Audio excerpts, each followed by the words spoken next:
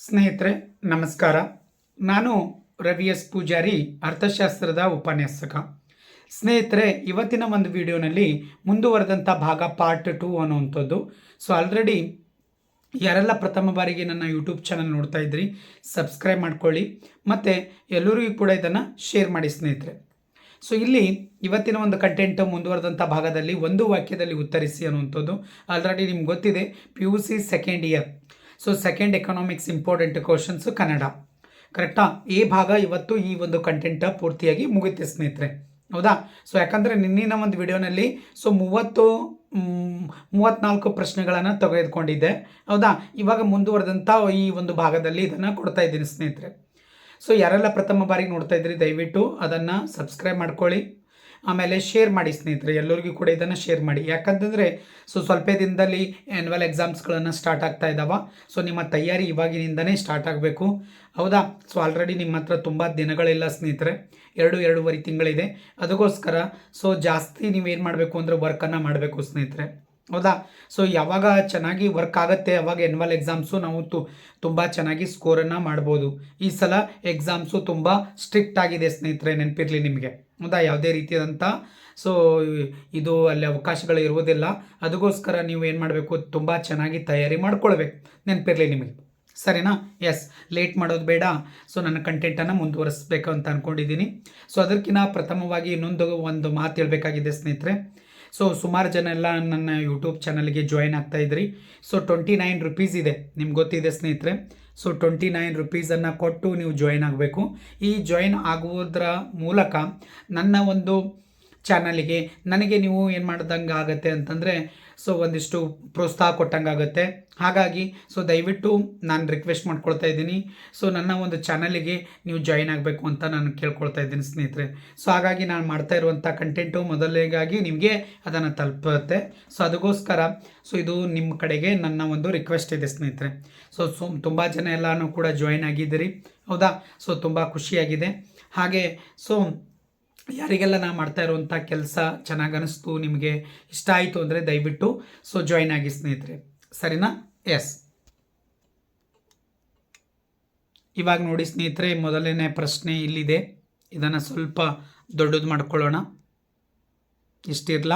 S, ಇಲ್ಲಿ ನೋಡಿ ಸ್ನೇಹಿತರೆ, ಮೊದಲನೇ ಪ್ರಶ್ನೆ ಏನಿದೆ ಅಂತ ನೋಡ್ಕೊಳ್ಳೋಣ. ಇಲ್ಲಿಂದ ಇಲ್ಲಿವರೆಗೆ ಒಂಚೂರು ಕೆಳಗೆ ಮಾಡ್ಕೊಳ್ಳೋಣ. ಎಸ್, ನೋಡಿ ಸ್ನೇಹಿತರೆ, ಮೊದಲನೇ ಪ್ರಶ್ನೆ ಇಲ್ಲಿಗಿದೆ. ಎಸ್, ನೋಡಿ, ಅಂತಿಮ ಸರಕುಗಳೆಂದರೆ ಏನೆಂದು ಅರ್ಥೈಸುವಿರಿ ಅಂತ, ಸರಿನಾ? ಅಂತಿಮ ಸರಕುಗಳು ಅಂತಂದರೆ ಇಲ್ಲಿ ನೆನ್ಪಿಟ್ಕೊಳ್ಳಿ ಸ್ನೇಹಿತರೆ, ಅಂತಿಮವಾಗಿ ಒಂದು ಪ್ರೊಡಕ್ಷನ್ ಆಗಿರುತ್ತೆ. ಆ ಪ್ರೊಡಕ್ಷನನ್ನು ಮತ್ತೆ ನಾವು ಏನು ಮಾಡೋಕ್ಕಾಗಲ್ಲ, ಮುಂದಿನ ಉತ್ಪಾದನಾ ಹಂತಗಳಿಗೆ ಅದನ್ನು ಒಯ್ಯೋಕ್ಕಾಗೋದಿಲ್ಲ. ಅಂಥ ಸರಕುಗಳಿಗೆ ನಾವು ಏನಂತ ಕರಿತಾ ಇದ್ದೀವಿ ಅಂದರೆ ಅಂತಿಮ ಸರಕು ಅಂತ ಕರಿತೀವಿ ಸ್ನೇಹಿತರೆ, ನೆನಪಿರಲಿ. ಇಲ್ಲಿ ಭಾಳಷ್ಟು ಕನ್ಫ್ಯೂಸ್ಗಳಿದೆ. ಮಧ್ಯಂತರ ಸರಕು, ಅಂತಿಮ ಸರಕು ಮತ್ತು ಅನುಭೋಗ್ಯ ಸರಕು ಇವೆಲ್ಲ ಬರುತ್ತೆ ಸ್ನೇಹಿತರೆ ಈ ಚಾಪ್ಟರ್ಸ್ನಲ್ಲಿ. ಯಾವುದು ಅಂದರೆ chapter number 7 national income accounting, ಇದ್ರೊಳಗೆ ಬರುತ್ತೆ ಸ್ನೇಹಿತರೆ, ನೆನಪಿರಲಿ, ಹೌದಾ? ಸಿಂಪಲ್ ಇದೆ. ಅಂತಿಮ ಸರಕು ಅಂದರೆ ಉತ್ಪಾದನಾ ಹಂತವನ್ನು ಮುಂದುವರಿಯದಂಥ ಭಾಗದಲ್ಲಿ ಅದು ಹಾದು ಹೋಗೋದಿಲ್ಲ, ಅದು ಫೈನಲ್ ಆಗಿ ಒಂದು ಪ್ರಾಡಕ್ಟ್ ಆಗಿರುತ್ತೆ.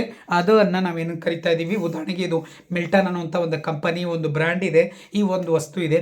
ಈ ವಸ್ತು ಏನಂತಂದರೆ ಫೈನಲ್ ಪ್ರಾಡಕ್ಟ್ ಸ್ನೇಹಿತರೆ. ಇದು ಕೊನೆಗೆ ಯಾರ ಕೈಗೆ ಹೋಗಬೇಕು, ಕನ್ಸ್ಯೂಮರ್ ಕೈಗೆ ಹೋಗಬೇಕು, ಸರಿನಾ?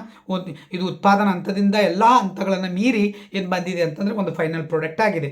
ಇದು ಕೊನೆಗೆ ಎಲ್ಲಿಗೆ ಹೋಗಬೇಕು, ಇದು ಯಾರ ಕೈಗೆ ಹೋಗಬೇಕು ಅಂತಂದರೆ ಇದು ಅಂತಂದರೆ ಅನುಭೋಗಿ ಕೈಗೆ ಹೋಗಬೇಕು ಸ್ನೇಹಿತರೆ, ಸರಿನಾ? ಎಸ್, ಇಲ್ಲಿ ನೋಡಿ ಏನಿದೆ, ಅಂತಿಮ ಬಳಕೆ ಉದ್ದೇಶಗಳನ್ನು ಒಳಗೊಂಡಿರುವ ಯಾವುದೇ ರೂಪಾಂತರ, ನೆನಪಿಟ್ಕೊಳ್ಳಿ ಸ್ನೇಹಿತರೆ, ಬದಲಾವಣೆ ಆಗಬಾರ್ದು, ರೂಪಾಂತರ, ಸರಿನಾ? ಎಸ್, ಅಥವಾ ಉತ್ಪಾದನೆ ಇತರ ಹಂತಗಳ ಮೂಲಕ ಹಾದು ಹೋಗದೆ ಇರುವ ಸರಕುಗಳನ್ನು ಅಂತಿಮ ಸರಕುಗಳು ಎನ್ನುತ್ತೇವೆ, ಸರಿನಾ? ನೋಡಿ, ಭಾಳ ಜನ ಏನಾಗುತ್ತೆ ಅಂದರೆ ಸಕ್ಕರೆ, ಹೌದಾ, ಮತ್ತು ಹಾಲು, ಹೌದಾ, ನೆಕ್ಸ್ಟ್ ಟೀ ಪೌಡ್ರ್, ಇವೆಲ್ಲನೂ ಕೂಡ ಅಂತಿಮ ಸರಕುಗಳಂತ ಕರೀತಾರೆ. ಇಲ್ಲ ಸ್ನೇಹಿತರೆ, ಅವುಗಳೇನಾಗುತ್ತೆ, ರೂಪಾಂತರಕ್ಕೆ ಒಳಪಡುವಂಥ ಸಾಧ್ಯತೆಗಳಿರುತ್ತೆ. ನೋಡಿ, ಸಕ್ಕರೆ ಏನಾಗ್ಬೋದು, ಮುಂದೆ ಕೇಸರಿ ಬಾತು ಅಂದರೆ ನೀವು ಏನಂತ ಕರಿತಾ ಇದ್ದೀರಿ, ಸೀರಾ ಅಂತೀವಲ್ರಿ ಸ್ನೇಹಿತರೆ, ಆ ಸೀರಕ್ಕೆ ನಾವು ಅದನ್ನು ಬಳಸ್ಬೋದು, ಚಹಾಗೆ ಬಳಸ್ಬೋದು, ಹೌದಾ? ಬೇರೆ ಬೇರೆ ಹಂತದಲ್ಲಿ ಸಕ್ಕರೆನ ನಾವು ಬಳಸ್ಕೋಬೋದು. ಹಾಲು ಕೂಡ ಅಷ್ಟೇ ಸ್ನೇಹಿತರೆ, ಕಾಫಿ ಮಾಡ್ಬೋದು, ಟೀ ಮಾಡ್ಬೋದು. ಇವಾಗ ಚಳಿಗಾಲ, ಸರಿನಾ? ಹಾಗಾಗಿ ನಮಗೆಲ್ಲರಿಗೂ ಕೂಡ ಕಾಫಿ ಬೇಕು ಅಂತ ಅದಕ್ಕೆ ಅದನ್ನು ಬಳಸ್ತೀವಲ್ಲ. ಹಾಗಾಗಿ ಅಂಥ ಒಂದು ವ್ಯವಸ್ಥೆ ಇತ್ತು ಅಂದರೆ ಅವುಗಳನ್ನು ನಾವು ಇವತ್ತು ಅಂತಿಮ ಸರಕುಗಳು ಅನ್ನೋಕ್ಕೆ ಸಾಧ್ಯ ಆಗುವುದಿಲ್ಲ ಸ್ನೇಹಿತರೆ, ನೆನಪಿರಲಿ ನಿಮಗೆ. ಎಸ್, ನೆಕ್ಸ್ಟ್ ನೋಡಿ ಸ್ನೇಹಿತರೆ, CPI ಕನ್ಸ್ಯೂಮರ್ ಪ್ರೈಸ್ ಇಂಡೆಕ್ಸ್ ಅಂತಿದೆ. ಅದನ್ನೇ ಅನುಭೋಗಿಯ ಗ್ರಾಹಕರ ಅನುಸೂಚಿ ಅಥವಾ ಸೂಚ್ಯಂಕ ಅಂತ ಕರಿತಾ ಇದೀವಿ, ಹೌದಾ, ಅಥವಾ ಗ್ರಾಹಕರ ಬೆಲೆ ಸೂಚ್ಯಂಕ ಅಂತೇಳಿ ಕರಿತಾ ಇದೀವಿ, ನೆನ್ಪಿಟ್ಕೊಳ್ಳಿ ಸ್ನೇಹಿತರೆ. ಇದಾದ ನಂತರ ನೆಕ್ಸ್ಟ್ ನೋಡಿ ಸ್ನೇಹಿತರೆ, ನೆಕ್ಸ್ಟ್ ಪ್ರಶ್ನೆ ಇದೆ, ಏನಿದೆ ನೋಡ್ರಿ, ಇದೂ ಇಂಪಾರ್ಟೆಂಟ್ ಆಗಿರುವಂಥ ಪ್ರಶ್ನೆ ಇದೆ ಸ್ನೇಹಿತರೆ. GNP ಎಟ್ MP ಅಂತ, ಹೌದಾ, MP ಅಂತ ಇದೆಯಲ್ಲ, ಅಲ್ಲಿ ಏನಾಗಬೇಕು, ಎಟ್ ಅಂತ ನಾವು ಬಳಸಬೇಕು ಸ್ನೇಹಿತರೆ, ಹೌದಾ. GNP ಎಟ್ ಮಾರ್ಕೆಟ್ ಪ್ರೈಸ್ ಅಂತ, ಹೌದಾ, ಅನ್ನು ವಿಸ್ತರಿಸಿ. ಹಾಗಾದ್ರೆ ಏನು GNP ಅಂದ್ರೆ ಏನ್ರಿ, ಗ್ರಾಸ್ ನ್ಯಾಷನಲ್ ಪ್ರಾಡಕ್ಟ್. GDP ಬೇರೆ, GNP ಬೇರೆ ಸ್ನೇಹಿತರೆ. GDP ಏನಾಗುತ್ತೆ, ಒಂದು ದೇಶದ ಅರ್ಥವ್ಯವಸ್ಥೆ ಒಳಗ ಉತ್ಪಾದನೆ ಮಾಡಲ್ಪಟ್ಟಿರುವಂಥ ಉತ್ಪಾದನಾ ಒಂದು ಪ್ರಮಾಣ ಯಾವುದು, ಗೋಚರ ಸರಕು ಮತ್ತು ಗೋಚರ ಸರಕುಗಳ ಒಂದು ಪಟ್ಟಿ ಅಂತ ಕರಿತಾ ಇದೀವಿ. ಅದು ನಮ್ಮ ದೇಶದ ಗಡಿಯ ಒಳಗಡೆ ಆಗಿರುವಂಥದ್ದು, ನೆನಪಿರಲಿ. ಈ GNP ಅಂತಂದ್ರೆ ಏನು, ನಮ್ಮ ದೇಶದ ಗಡಿ ಒಳಗೂ ಮತ್ತು ಹೊರಗಡೆ. ಸೊ ನಮ್ಮ ದೇಶದ ಒಂದು ಕಂಪನಿ, ಇವತ್ತು ಟಿಸ್ಕೋ ಅನ್ನೋಂಥ ಕಂಪನಿ ಏನಿದೆ, ಟಾಟಾ ಐರನ್ ಸ್ಟೀಲ್ ಕಂಪನಿ, ಅದು ಏನಾಗ್ತಾ ಇದೆ, ಬೇರೆ ಕಂಟ್ರಿಯಲ್ಲಿ ಹೋಗಿ ಅದನ್ನು ಎಸ್ಟಾಬ್ಲಿಷ್ಮೆಂಟ್ ಮಾಡಿ, ಅದನ್ನು ಉತ್ಪಾದನೆ ಮಾಡಿ ಮಾರಾಟ ಮಾಡುತ್ತೆ. ಆ ಮಾರಾಟ ಮಾಡಿ ಅಲ್ಲಿ ಲಾಭನ ಗಳಿಸುತ್ತೆ. ಆ ಲಾಭವನ್ನು ನಮ್ಮ ದೇಶಕ್ಕೆ ನಾವು ತರಿಸ್ಕೊಳ್ಬೋದು. ಆ ತರಿಸ್ಕೊಂಡಿವಿ ಅಂತಂದ್ರೆ ಅದು ಏನಾಗುತ್ತೆ, GNP ಆಗುತ್ತೆ, ನೆನಪಿರಲಿ. ಅದನ್ನೇ ಇವತ್ತು ನಾವು ಕನ್ನಡದೊಳಗ ಸೊ ಒಟ್ಟು ರಾಷ್ಟ್ರೀಯ ಉತ್ಪನ್ನ ಮಾರುಕಟ್ಟೆ ಬೆಲೆಗಳಲ್ಲಿ ಅಂತ ತಗೊಳ್ತೀವಿ, ನೆನಪಿರಲಿ ಸ್ನೇಹಿತರೆ, ಸರಿನಾ. ಎಸ್, ಭಾಳ ಜನ ಏನು ಮಾಡ್ತಾರೆ, GDP GNP ಒಂದೇ ಅಂತ ಹೇಳ್ಬಿಡ್ತಾರೆ ಸ್ನೇಹಿತರೆ. ಆಗುವುದಿಲ್ಲ, ಬೇರೆ ಬೇರೆ ಇದೆ, ಅದಕ್ಕೆ ಹೇಳಿದೆ, ಸರಿನಾ. ನೆಕ್ಸ್ಟ್ ನೋಡಿ ಸ್ನೇಹಿತರೆ, ನೆಕ್ಸ್ಟ್ ಪ್ರಶ್ನೆ ನಿವ್ವಳ, ಇದೂ ಕೂಡ ಇಂಪಾರ್ಟೆಂಟ್ ಆಗಿರುವಂಥ ಕಾನ್ಸೆಪ್ಟ್ ಇದೆ ನೋಡಿ. ನಿವ್ವಳ ಮೌಲ್ಯವರ್ಧನೆಯನ್ನು ಹೇಗೆ ಪಡೆಯುವಿರಿ ಅಂತಿದೆ.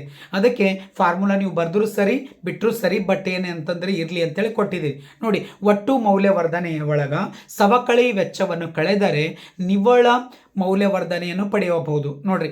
ನಿವ್ವಳ ಮೌಲ್ಯವರ್ಧನೆ ಈಸಿಕಲ್ ಟು ಒಟ್ಟು ಮೌಲ್ಯವರ್ಧನೆ ಮೈನಸ್ ಸವಕಳಿ ವೆಚ್ಚ, ಹೌದಾ. ಈ ಸವಕಳಿ ಅಂದ್ರೆ ಏನು ಅಂತ ನಾವು ನೋಡೋಣ, ಮುಂದೆ ಅದರದ್ದು ಕೂಡ ಮೀನಿಂಗ್ ಇದೆ, ಇರಲಿ ಪರವಾಗಿಲ್ಲ. ಇವಾಗ ನೋಡಿ ಸ್ನೇಹಿತರೆ, ಈಗ ಉದಾಹರಣೆ ಅಂತಂತಂದರೆ, ಈಗ ಒಟ್ಟು ನಿವ್ವಳ ಮೌಲ್ಯವರ್ಧನೆ ಅಂತಂದರೆ ನಾವು ಒಂದು ಕಂಪನಿ ಸ್ಟಾರ್ಟ್ ಮಾಡಿದ್ದೀವಿ. ಸೊ ಇವಾಗ ಫಾರ್ ಎಕ್ಸಾಂಪಲ್ ಒಂದು ಇದೇ ವಸ್ತು ತೊಗೋತಾ ಇದ್ದೀನಿ, ಇದಕ್ಕೇನೆಂದರೆ ಒಂದು 1000 ರೂಪಾಯಿ ಮೌಲ್ಯ ಇದೆ ಅಂತ ಅಂದ್ಕೊಳ್ಳೋಣ. ಇದು 100 ಮೌಲ್ಯದ 3 ಏನಂದರೆ, ಸೊ ಈಗ 1000 ರೂಪಾಯಿ ಒಂದು ವಸ್ತುವಿನ ಬೆಲೆ ಇದೆ, ಹೌದಾ. ಅದು ಏನಷ್ಟು ಕ್ವಾಂಟಿಟಿ ಮಾಡ್ತಾ ಇದೆ ಅಂದರೆ 100, ನೆನ್ಪಿಟ್ಕೊಳ್ಳಿ ಸ್ನೇಹಿತರೆ, ಸರಿನಾ. ಅವಾಗೇನಾಗುತ್ತೆ ಅಂದರೆ, ಸೊ ಇವಾಗ 5 0 ಬರಬೇಕಲ್ಲ, ನೆನ್ಪಿಟ್ಕೊಳ್ಳಿ, ಹೌದಾ. ನೋಡ್ರಿ, ಬಿಡಿ 10, 100, 1000, 10,000, ಲಕ್ಷ, 1,00,000 ರೂಪಾಯಿ ಟೋಟಲ್ ರೆವಿನ್ಯೂ ಆಗುತ್ತೆ, ಒಟ್ಟು ವರಮಾನ ಆಗುತ್ತೆ. ಯಾಕಂದ್ರೆ P/Q ಅನ್ನು ಮಾಡಬೇಕಲ್ಲ, ಮಾರ್ಕೆಟ್ ಪ್ರೈಸ್ 1000 ಇದೆ. ಸೊ ನೆಕ್ಸ್ಟ್ ಏನಂದ್ರೆ ಕ್ವಾಂಟಿಟಿ 100 ಇದೆ. ಹಾಗಾದರೆ ನಮಗೆ 1,00,000 ಒಂದು ಸಂಸ್ಥೆಯ ಅಂದರೆ ಒಂದು ಉದ್ಯಮ ಘಟಕದ ಒಟ್ಟು ವರಮಾನ ಆಗುತ್ತೆ ಸ್ನೇಹಿತರೆ, ಸರಿನಾ. ಈ ಒಟ್ಟು ವರಮಾನವನ್ನು ನಾವು ನಿವ್ವಳ ವರಮಾನ ಅಂತ ಕರೆಯುವುದಿಲ್ಲ. ಇಲ್ಲಿ ನಿವ್ವಳ ಮೌಲ್ಯವರ್ಧನೆಯನ್ನಂತ ಕರೆದ್ರೆ ಅಲ್ಲಿ ಒಂದಿಷ್ಟು ನಾವು ಏನು ಮಾಡಬೇಕು, ವಿಯರ್ ಆ್ಯಂಡ್ ಟಿಯರ್ ಅನ್ನು ಕಳಿಬೇಕು ಸ್ನೇಹಿತರೆ. ಈಗ 1,00,000 ಇದೆ ಅಂತ ತಿಳ್ಕೊರಿ, ಅವಾಗ ಏನಾಗ್ತಾ ಇದೆ, ಆ ಕಂಪನಿಗೆ ಒಂದಿಷ್ಟು ತಗಲುವಂಥ ವೆಚ್ಚಗಳಿರುತ್ತೆ ಸ್ನೇಹಿತರೆ, ಆ ವೆಚ್ಚವನ್ನು ತೆಗಿಬೇಕಾಗತ್ತೆ. ಇವಾಗ ಉದಾಹರಣೆಗೆ ಆ ಒಂದು ಸವಕಳಿ ವೆಚ್ಚವನ್ನು ಅಂತಂದರೆ, ಫಾರ್ ಎಕ್ಸಾಂಪಲ್ಸ್ ಅಂತಂದರೆ ಇಲ್ಲಿ ನಾವು ಏನು ತೆಗೆದುಕೊಳ್ಳೋಣ ಅಂದರೆ, ಈಗ 1,00,000 ರೂಪಾಯಿ ಇದೆ ಅಂತ ಇಟ್ಕೊಳ್ಳಿ. ಅದ್ರ ಒಳಗೆ ಏನಾಗುತ್ತೆ, ಆ 1,00,000 ಒಳಗೆ ನಾವು ಏನು ಮಾಡಬೇಕು ಅಂದರೆ ಎಷ್ಟು ಸವಕಳಿ ವೆಚ್ಚವನ್ನು ಕಳಿಬೇಕು ಅನ್ನೋವಂಥದ್ದು ನಮಗೆ ಕ್ಲಿಯರಿಟಿ ಇರಬೇಕು. ಆವಾಗ ನಾವೇನು ಮಾಡೋಣ ಅಂತಂದರೆ, ಉದಾಹರಣೆ ತೆಗೆದುಕೊಂಡಾಗ ಒಂದು 10,000ವನ್ನು ಕಳೆಯೋಣ ಸ್ನೇಹಿತರೆ, ಸವಕಳಿ ವೆಚ್ಚ 10,000 ತೆಗೆಯೋಣ, ಸರಿನಾ. ಈ 10,000ನ ತೆಗೆಯೋಣ ಅಂತ ಅಂದ್ಕೊಳ್ಳೋಣ, ಸರಿನಾ. ಎಷ್ಟು ತೆಗೊಂಡ್ರಿ, 10,000, ನೆನಪಿರಲಿ ಸ್ನೇಹಿತರೆ. ನೋಡ್ರಿ, 0 0 ಕ್ಯಾನ್ಸಲ್ ಆಗುತ್ತೆ, ಸೊ ಇದೂ 0 ಹೋಗುತ್ತೆ. ಇಲ್ಲಿ ಏನಾಗುತ್ತೆ, 10ರಲ್ಲಿ 1 ಕಳೆದ್ರೆ 90, ಹೌದಾ. ಸೊ ಅಂದರೆ 90,000 ಏನಾಗ್ತಾ ಇದೆ ಸ್ನೇಹಿತರೆ, ನಿಮ್ಗೆ ಗೊತ್ತಾಗ್ತಾ ಇದೆ ಅಂದ್ಕೊಂಡಿದ್ದೀನಿ. ನೋಡಿ, ಈ 90,000 ಏನಿದೆ ನೋಡಿ ಸ್ನೇಹಿತರೆ, ಹೌದಾ.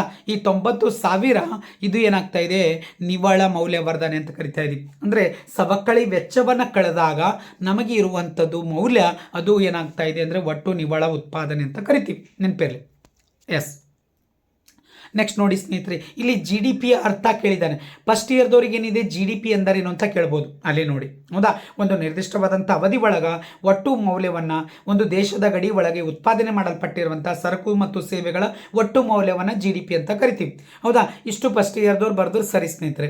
ಬಟ್ ಇಲ್ಲಿ ಏನಾಗಿದೆ, ಸ್ವಲ್ಪ ಡಿಫ್ರೆಂಟ್ ಇದೆ, ಹೌದಾ. GDP ಅರ್ಥನ ಕೇಳಿದಾಗ ಇಲ್ಲಿ ಏನಾಗುತ್ತೆ ನೋಡಿ, ಸ್ವಲ್ಪ ಡಿಫ್ರೆಂಟ್ ಆಗಿ ಬರಿಬೇಕಾಗತ್ತೆ ನೋಡಿ. ಇಲ್ಲಿ ಏನು ಬರಿಬೇಕು ಅಂತ ನೆನ್ಪಿಟ್ಕೊಳ್ಳಿ ಸ್ನೇಹಿತರೆ, ಇಲ್ಲಿ ನಾನು ತೊಗೊಂಡಿದ್ದೀನಿ, ಇದನ್ನೇ ನೀವು ಕೂಡ ಬರೆದು ಮರೆದುಬಿಡಿ. ಏನಿದೆ ನೋಡಿ, ಒಂದು ವರ್ಷದಲ್ಲಿ ನೋಡ್ರಿ, ಒಂದು ವರ್ಷದಲ್ಲಿ ಉತ್ಪಾದಿಸಿದ ಸರಕು ಮತ್ತು ಸೇವೆಗಳ ಸಮಗ್ರ ಮೊತ್ತವನ್ನು, ಹೌದಾ, ಸಮಗ್ರ ಮೊತ್ತವನ್ನು ಒಟ್ಟು ದೇಶೀಯ ಉತ್ಪನ್ನ ಅಥವಾ GDP ಅಂತ ಕರಿತೀವಿ. ನೆನಪಿಟ್ಕೊಳ್ಳಿ ಸ್ನೇಹಿತರೆ, GDP ವರ್ಷದಿಂದ ವರ್ಷಕ್ಕೆ ಸೊ ಏನಾಗುತ್ತೆ, ಬದಲಾವಣೆ ಆಗುತ್ತೆ. ಅದನ್ನು ಹಂತ ಹಂತವಾಗಿ ನೀವು ನೋಡ್ತಾ ಬರ್ತೀರಿ. ನೆಕ್ಸ್ಟ್ ನೋಡಿ ಸ್ನೇಹಿತರೆ, ಮಧ್ಯಂತರ ಸರಕು ಎಂದರೇನು ಅಂತ ಕೇಳಿದೆ. ಮಧ್ಯಂತರ ಸರಕು ಎಂದರೇನು ಅಂತ ನೋಡಿ ಸ್ನೇಹಿತರೆ, ಇದನ್ನು ಕೂಡ ಭಾಳ ಸಲ ಎಕ್ಸಾಮಿಗೆ ಬರುವಂಥ ಸಾಧ್ಯತೆಗಳಿರುತ್ತೆ. ನೀವು ನೋಡ್ಕೊಳ್ಳಿ. ಅಂದರೆ ಒಂದು ಉದ್ಯಮ ಘಟಕಗಳು, ಹೌದಾ, ಒಂದು ಉದ್ಯಮ ಘಟಕಗಳು ಉತ್ಪಾದನಾ ಪ್ರಕ್ರಿಯೆಯಲ್ಲಿ ಸಂಪೂರ್ಣವಾಗಿ ಬಳಸಲಾಗುವ, ಹೌದಾ, ಕಚ್ಚಾ ಸರಕುಗಳನ್ನು ಮತ್ತೊಂದು ಉದ್ಯಮ ಘಟಕದಿಂದ ಖರೀದಿಸಿದರೆ ಅಂಥ ಕಚ್ಚಾ ವಸ್ತುಗಳನ್ನು ಉತ್ಪಾದಿಸಲಾಗುತ್ತದೆ ಅಂತ. ನೋಡಿ ಸ್ನೇಹಿತರೆ, ಇವಾಗ ಒಂದು ವಸ್ತು ಉತ್ಪಾದನೆ ಮಾಡ್ತಾ ಇದ್ದೀವಿ, ಹೌದಾ, ಆ ಒಂದು ವಸ್ತುವನ್ನು ಉತ್ಪಾದನೆ ಮಾಡಬೇಕು ಅಂತಂದರೆ ನಿಮಗೆ ಬೇರೆ ಯಾವುದಾದ್ರೂ ಒಂದು ಉದಾಹರಣೆ ಕೊಡಬೇಕು ಅಂದರೆ ಎಕ್ಸ್ ಅನ್ನುವಂಥ ಒಂದು ಪ್ರಾಡಕ್ಟ್ ಇದೆ ಅಂತ ಅನ್ಕೊಳ್ಳೋಣ, ಯಾವುದೋ ಒಂದು, ಹೌದಾ. ಈ ಎಕ್ಸ್ ಅನ್ನುವಂಥ ಒಂದು ವಸ್ತುವನ್ನು ಉತ್ಪಾದನೆ ಮಾಡ್ತಾ ಇದ್ದೀವಿ ಅಂದರೆ ಅಲ್ಲಿ ನಮ್ಮ ಒಂದು ಕಂಪನಿ ಇದೆ.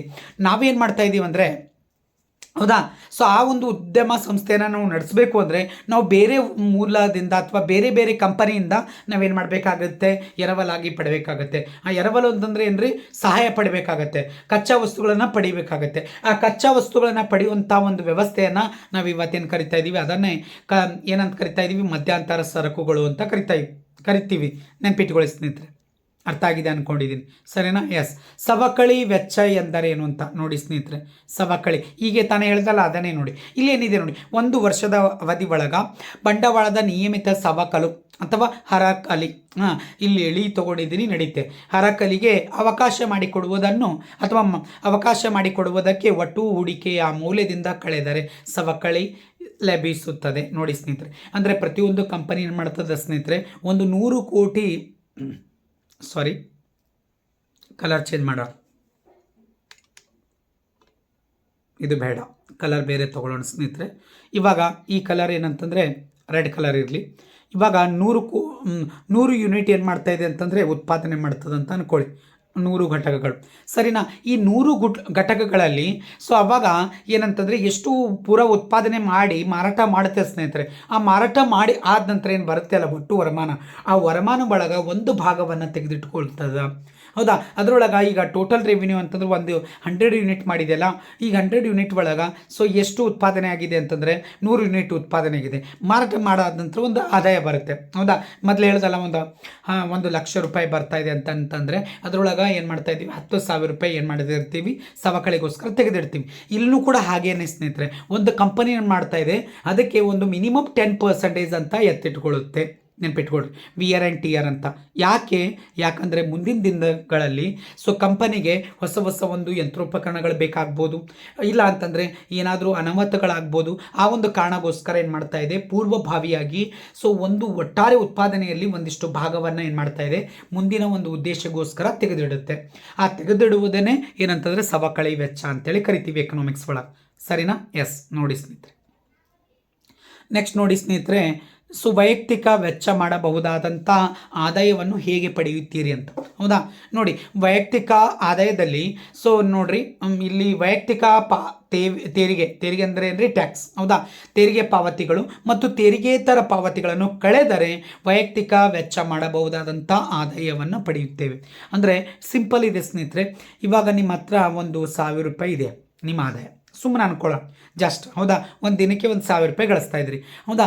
ಈ 1,000 ರೂಪಾಯಿ ಒಳಗೆ ನೀವು ಎಷ್ಟನ್ನು ಏನು ಮಾಡ್ತಾ ಇದ್ದೀರಿ ಅಂದರೆ ತೆರಿಗೆಯನ್ನು ಕಟ್ತಾ ಇದ್ದೀರಿ ಅಂತ, ಅದು ಭಾಳ ಇಂಪಾರ್ಟೆಂಟ್ ಆಗುತ್ತೆ ಸ್ನೇಹಿತರೆ. ಇವಾಗ 1,000 ರೂಪಾಯಿ ಒಳಗೆ ನೀವೇನು ಮಾಡ್ತಾ ಇದ್ದೀರಿ ಅಂದರೆ ಒಂದು 50 ರೂಪಾಯಿನ ಟ್ಯಾಕ್ಸ್ ಅಂತ ಕಟ್ತಾ ಇದ್ದೀರಿ.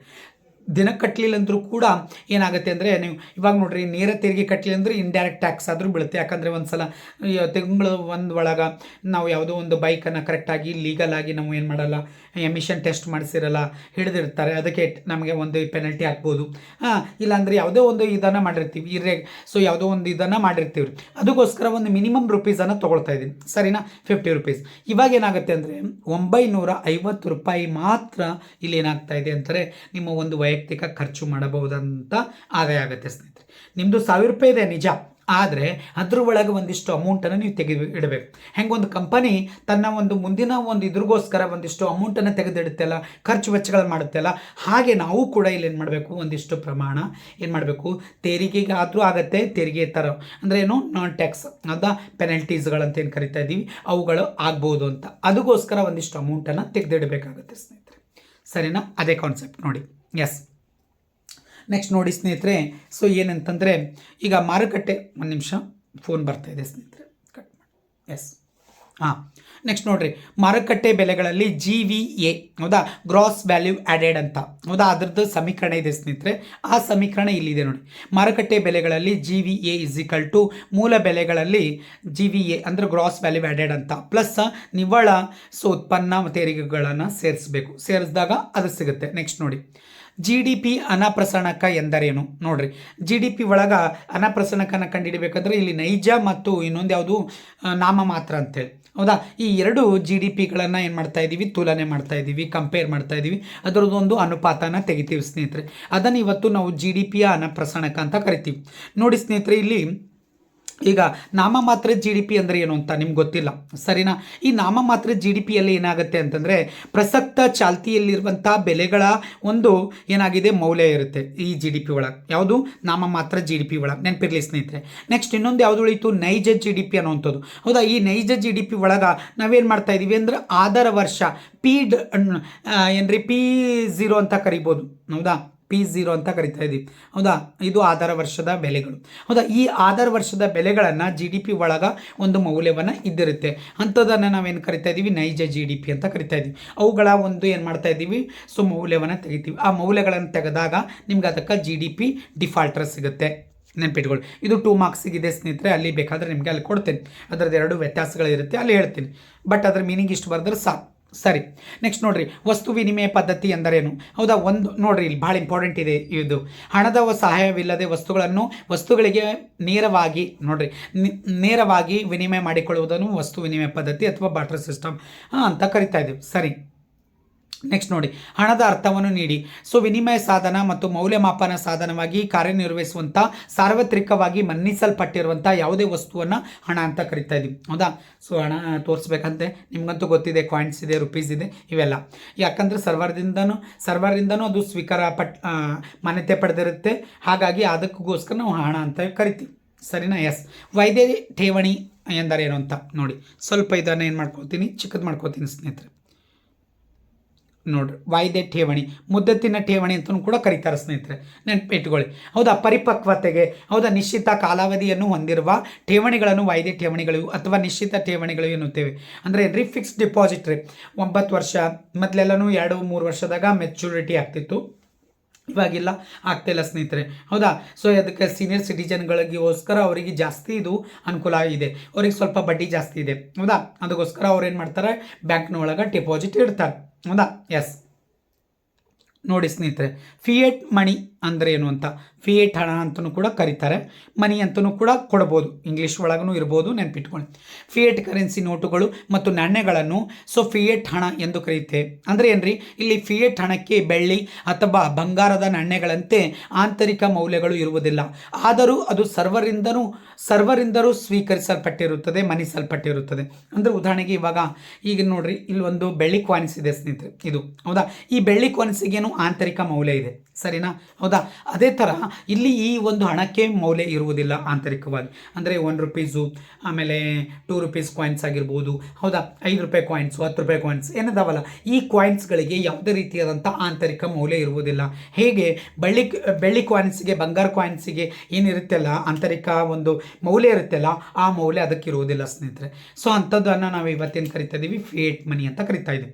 ಅದು ಯಾಕಂದರೆ ಸೊ ಆಲ್ರೆಡಿ RBI ಮತ್ತು ಹಣಕಾಸಿನ ಸಂಸ್ಥೆಗಳು ಏನು ಮಾಡ್ತಾ ಇದ್ದಾವ, ಆ ಒಂದು ಕರೆನ್ಸಿ ಮತ್ತು ನೋಟ್ಸ್ಗಳನ್ನು ತರುತ್ತೆ, ಪ್ರಿಂಟ್ ಮಾಡುತ್ತೆ. ಆ ಪ್ರಿಂಟ್ ಮಾಡಿದಾಗ ಅದು ಜನಸಾಮಾನ್ಯರು ಅದನ್ನು ಒಪ್ಕೊಂಡಿರ್ತಾರೆ, ಹಾಗಾಗಿ ಅದನ್ನು ಫಿಯೇಟ್ ಮನಿ ಅಂತೇಳಿ ಹೆಸರಿದೆ ಅಷ್ಟೇ, ಮತ್ತೇನಿಲ್ಲ, ಏನು ಕಾಂಪ್ಲಿಕೇಶನ್ ಇಲ್ಲ ಸ್ನೇಹಿತರೆ, ಇದ್ರೊಳಗೆ ಈಸಿ ಇದೆ ಹೌದಾ. ಎಸ್, ಇಲ್ಲಿ ನೋಡಿ ಸ್ನೇಹಿತರೆ ಹೌದಾ, ಅಧಿಕ ಶಕ್ತಿ ಎಂದರೇನು ಅಂತ ಇದನ್ನು ಕೂಡ ಭಾಳ ಸಲ ಬಂದಿದೆ, ಅದಕ್ಕೋಸ್ಕರ ಹೌದಾ. ಕೇಂದ್ರ ಬ್ಯಾಂಕು ಮತ್ತು ಕೇಂದ್ರ ಹಣಕಾಸು ಸಚಿವಾಲಯ ಮುದ್ರಿಸಿ ಚಲಾವಣೆಗೆ ತರುವ ಹಣವನ್ನು ಸಾರ್ವಜನಿಕ ಅಥವಾ ವಾಣಿಜ್ಯ ಬ್ಯಾಂಕುಗಳ ಹೌದಾ, ವಾಣಿಜ್ಯ ಬ್ಯಾಂಕುಗಳು ಹೊಂದಿದ್ದು ಸಾಲ ನಿರ್ಮಾಣದ ಆಧಾರವಾಗಿ ಕಾರ್ಯನಿರ್ವಹಿಸುವುದರಿಂದ ಇದನ್ನು ಅಧಿಕ ಶಕ್ತಿ ಹಣ ಎನ್ನುತ್ತೇವೆ. ನೋಡಿ, ಸಿಂಪಲ್ ಇದೆ. ಅಂದರೆ ಕೇಂದ್ರ ಸರ್ಕಾರದ ಒಂದು ಬ್ಯಾಂಕ್ ಯಾವುದು? RBI, ಸರಿನಾ? ಮತ್ತು ಕೇಂದ್ರ ಹಣಕಾಸಿನ ಸಚಿವಾಲಯ, ಈ ಎರಡೂ ಸೇರಿ ಮಾಡ್ತಾ ಇದೆ ಅಂದರೆ ಒಂದಿಷ್ಟು ಸಾರ್ವಜನಿಕರು ಮತ್ತು ವಾಣಿಜ್ಯ ಬ್ಯಾಂಕ್ಗಳನ್ನು ಹೊಂದಿರುವಂಥ ಏನು ಸಾಲ ಇದೆ ಅದರದ್ದು ನಿರ್ಮಾಣ ಏನಿದೆ ಆ ನಿರ್ಮಾಣ ಆಧಾರವನ್ನಾಗಿ ಇಟ್ಟುಕೊಂಡು ಅದು ಒಂದು ಕಾರ್ಯವನ್ನು ಆರಂಭ ಮಾಡಲು, ಸೊ ಅಂಥ ಒಂದು ಶಕ್ತಿ ಇರುವಂಥ ಒಂದು ಹಣಕ್ಕೇನು ಅಧಿಕ ಶಕ್ತಿ ಹಣ ಅಂತೇಳಿ ಕರೆದಿದ್ದಾರೆ. ನೆಕ್ಸ್ಟ್ CRR, ಕ್ಯಾಶ್ ರಿಸರ್ವ್ ರೇಷು, ನಗದು ಮೀಸಲು ಅನುಪಾತ ಅಂತ. ಬ್ಯಾಂಕು ದರ, ಇದು ಭಾಳ ಇಂಪಾರ್ಟೆಂಟ್ ಸ್ನೇಹಿತರೆ, ಭಾಳ ಸಲ ಬಂದಿದೆ, ಇದು ನೆನಪಿರಲಿ ನಿಮಗೆ. ಇಲ್ಲಿ ನೋಡಿ, ಹೌದಾ, ಕೇಂದ್ರ ಬ್ಯಾಂಕು ಅಂದರೆ RBI, ಹೌದಾ, ಕೇಂದ್ರ ಬ್ಯಾಂಕು ವಾಣಿಜ್ಯ ಬ್ಯಾಂಕುಗಳಿಗೆ ಒದಗಿಸುವ ಸಾಲದ ಮೇಲೆ ವಿಧಿಸಲಾಗುವ ಬಡ್ಡಿ ದರವನ್ನು ಬ್ಯಾಂಕು ದರ. ನೋಡಿ ಸ್ನೇಹಿತರೆ, ಅಂದರೆ RBI ಇದೆಯಲ್ಲ, ಈ RBI ಏನು ಮಾಡ್ತಾ ಇದೆ ಅಂತಂದರೆ, ಸೊ ಇವಾಗ ಈ RBI reserve bank of India ಏನು ಮಾಡ್ತಾ ಇದೆ ಅಂತಂದರೆ, ಯಾವುದೋ ಒಂದು ಕಮರ್ಷಿಯಲ್ ಬ್ಯಾಂಕ್ ಇದೆ ಅಂತ ತಿಳ್ಕೊರಿ, ಆ ಕಮರ್ಷಿಯಲ್ ಬ್ಯಾಂಕಿಗೆ ಏನು ಮಾಡ್ತಾ ಇದೆ ಅಂತಂದರೆ ಸಾಲನ ಒದಗಿಸಿದಾಗ ಅದಕ್ಕೆ ಏನು ಮಾಡ್ತಾ ಇದೆ, ಅದ್ರ ಮೇಲೆ ಬಡ್ಡಿಯನ್ನು ಹಾಕ್ತೀವಿ. ಆ ಬಡ್ಡಿ ಹಾಕುವಂಥ ಒಂದು ಪ್ರಕ್ರಿಯೆಯನ್ನು ಬ್ಯಾಂಕು ದರ ಅಂತ ಕರೀತಾರೆ, ನೆನ್ಪಿಟ್ಕೊಳ್ಳಿ. ನೆಕ್ಸ್ಟ್ ಇದಾದ ನಂತರ ನೆಕ್ಸ್ಟ್ ಸ್ವಾಯತ್ತತಾ ಅನುಭೋಗ. ಇದು ಯಾವುದನೇ ಚಾಪ್ಟರ್? 9ನೇ ಚಾಪ್ಟರ್ ಒಳಗೆ ಬರುತ್ತೆ ಸ್ನೇಹಿತರೆ, ಹೌದಾ. ಸ್ವಾಯತ್ತತಾ ಅನುಭೋಗ ಅಂದರೆ ಏನು ನೋಡಿ, ಯಾವ ಅನುಭೋಗವು ಆದಾಯವನ್ನು ಅವಲಂಬಿಸದೆ ಹೌದಾ ಸ್ವತಂತ್ರವಾಗಿದೆಯೋ ಅದನ್ನು ಸ್ವಾಯತ್ತತಾ ಅನುಭೋಗ, ಅದನ್ನು C ಬಾರ್ ಅಂತ ಕರಿತೀವಿ. ಯಾಕಂದರೆ ಇದು ಏನು ಕೋವಿಡ್ ಮೂಮೆಂಟ್ ಒಳಗಾಗಿದ್ದು, ನಮ್ಮ ಆದಾಯ 0 ಇದ್ದರೂ ಕೂಡ ಏನಾಗಿದೆ, ಅನುಭೋಗ ನಡೆದಿದೆ.